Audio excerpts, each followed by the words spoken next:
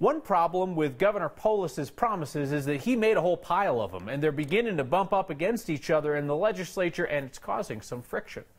Polis's first promise was full-day kindergarten.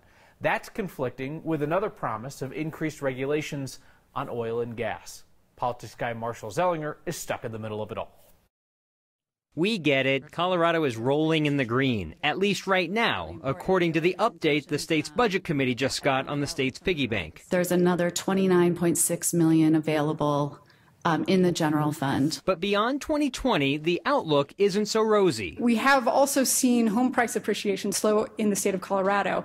And what's driving that slowdown is largely the higher cost areas of the state have finally started to level off. Here's why home values and perhaps that oil and gas bill could impact the state paying for full-day kindergarten. There's a formula that determines how much school districts get each year. Whatever local property taxes don't cover, the state pays the difference. Right now, higher property values means the state doesn't have to pay as much to districts, so the state can spend money elsewhere, like maybe full-day kindergarten. What happens if those property taxes paid by oil and gas start to decline because of the impact of Senate Bill 181?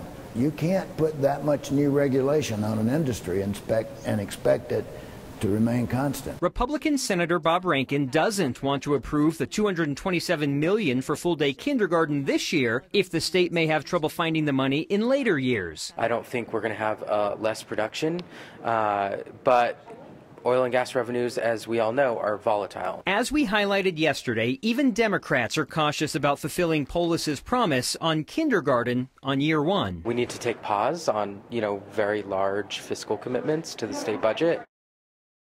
The Budget Committee will decide sometime next week what it will recommend to the full legislature on whether or not, Kyle, it will fund full-day kindergarten or recommend a phased-in approach, which wasn't exactly Polis's promise, but again, if it happens over time, we were told yesterday, it's still a promise fulfilled. And we see this every single legislative session. There are always competing priorities. But this year, the squeeze is really on because you have a lot of expensive promises being made and the potential for that reduction in revenue. And the fact that it has to be paid that same amount or more every year. Yeah. All right, Marshall, thank you very much. Subscribe to the next YouTube channel and I'll buy you a beer. Am I actually buying them a beer? This could be a very poor idea. We need some terms and conditions. Offer subject to terms and conditions.